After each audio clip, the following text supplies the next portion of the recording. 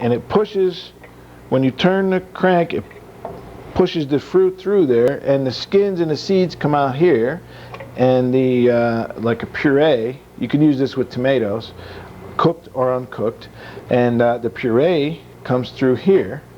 Okay, and it's fabulous. I love this thing. Okay, so now after I've said that, it probably won't work, but anyway, I put my apples in here.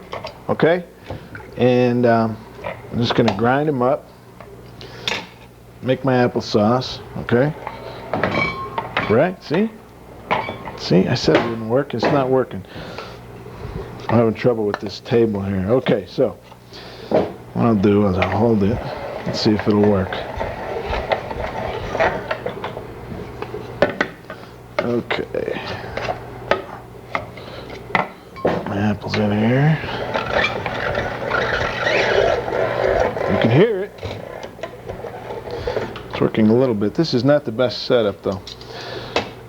Alright, what I'm going to do is cut these into quarters instead of halves. Okay. Got to battle with this technology.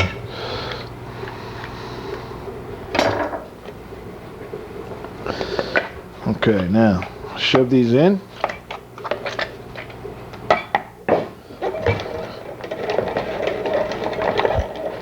Okay, well,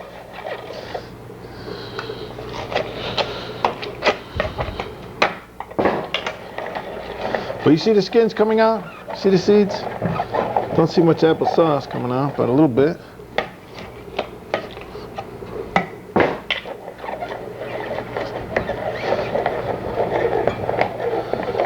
Should have tested this. This is live right here. Should have tested this. All right, so here we go. You can see it's coming out now. You can see a little applesauce coming out there.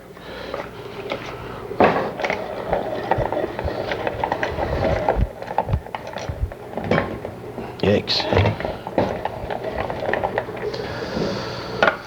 Okay. So. Okay. Well, what I'm going to do is just take some of this sauce here.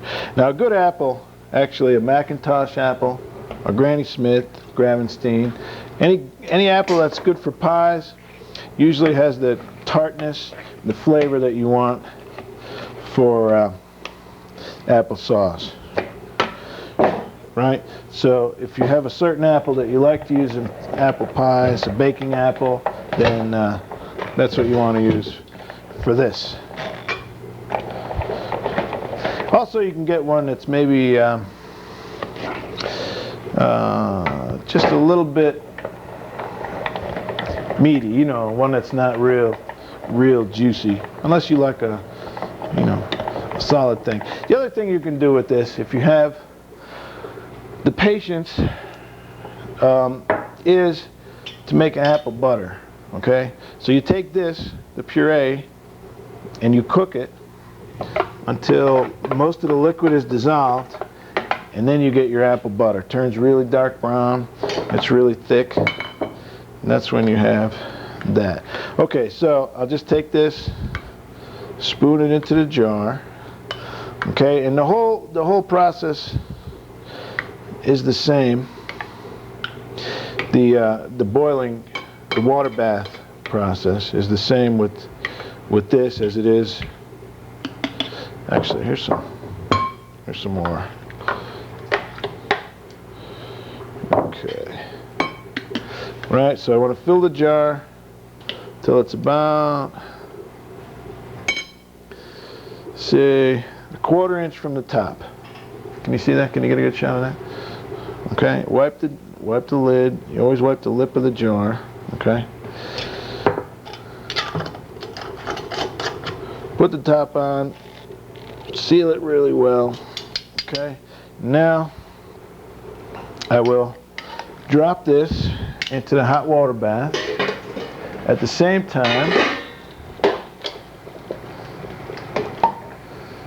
let's see how our peaches and tomatoes are doing.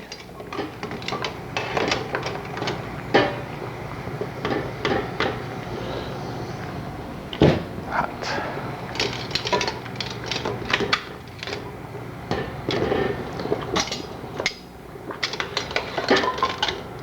Okay.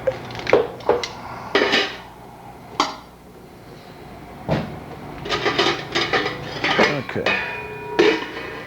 Cover up the applesauce, all right? And now, make sure that this, okay, got a good seal. Okay, I think we do. Okay, now, you'll notice the tops of these are bulging outward, right? It's like a dome, okay? Now, as this cools down, what will happen is the contents in the jar will shrink a little bit, okay? And that is what creates the suction, what creates the seal, okay, on these lids. And what I always do is I wait, you know, when I pull them out, I have them here, I just wait, leave them till the next day, and then I test the seals. Sometimes the top will still be domed, and when you touch it, it'll just pull, you know, it just pulls right down, it sucks down, it'll snap. And then if you keep hitting it, it'll just stay concave. You've got a good seal, okay? Every once in a while, there's not enough suction to pull this top that you can see here. Not enough suction to pull it down, but you touch it, it'll just snap down, and it'll be concave, and then you'll have a good seal. That's a very important thing to check, okay?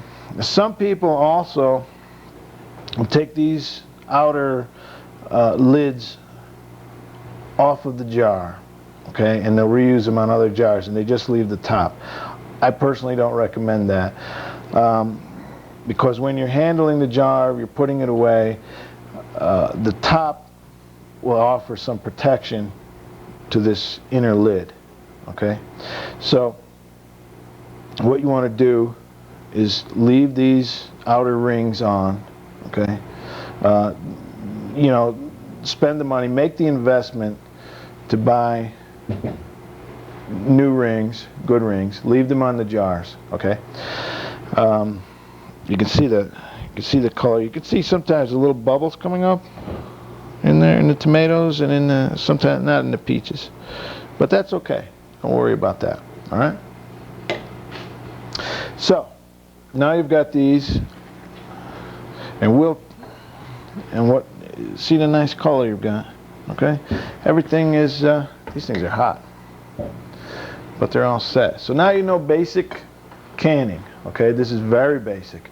All right, the same principle you can use for jelly making, which is a whole nother thing, and that's a whole other show. But like relishes, if you make your own relish, when you pack it in the jar, hot water bath is always the same. Okay, so you got tomatoes, nice high acid food, peaches with a little lemon juice and syrup. Okay, and applesauce, which apples have a adequate amount of acid. You can do all of these things like this.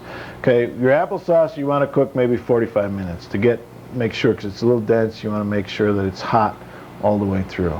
Okay, so here we have basic canning. Now you know how to preserve your foods. All right, and we'll come back to this. I'll come back in another show, and we'll do some more things in depth. Maybe we'll make a chutney, a relish, or a jelly, something like that.